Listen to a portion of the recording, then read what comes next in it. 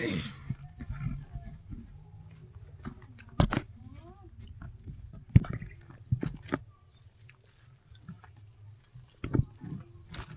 ni progress yang dah siap lah.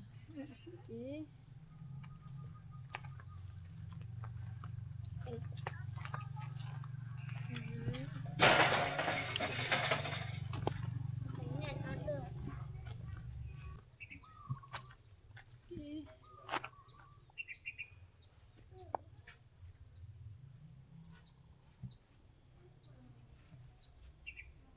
Datang di sana.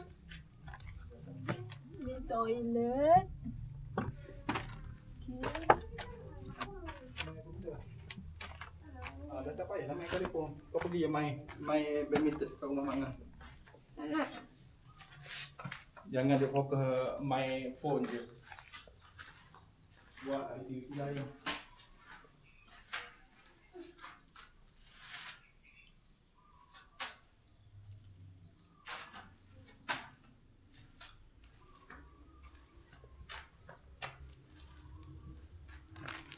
Ini betul tak?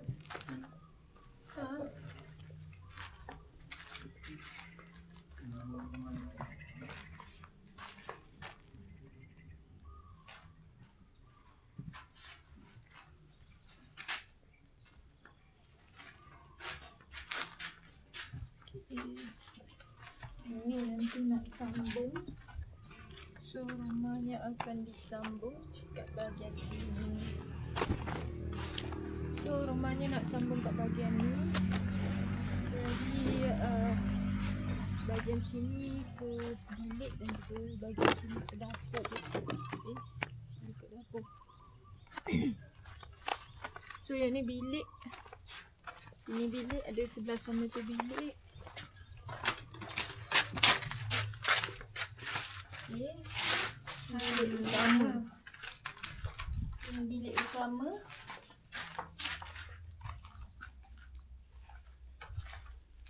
Bilik utama ada toilet. Bilik utama dia ada toilet. Lepas tu apa lagi? Bilik utama berapa tu saiz dia? Bilik utama, bilik kedua dan juga bilik ketiga. Yang ni ketiga. Sama saiz dia ni. Bilik tiga ni. Bilik hitam. Bilik kau ke ni? Mana kau tahu? Bilik kau? Yang dekat atas ni dah siap dah ni. Pasang bumbung. Okay. Ini ruang tamu. Ini ruang masuk, pintu masuk. Okay.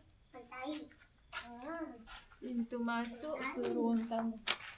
Sebelah ruang tamu, sebelah sini ada pintu. Ada kain. Gigi. Diamlah. Simen. Sini pintu. So sini ada tingkap dan juga tingkap. Okay, aku nak skodeng korang kat luar. Dia pintu dia luas juga pintu. Dia buat pintu sliding ke apa bang? Sliding. Sliding macam masa apa?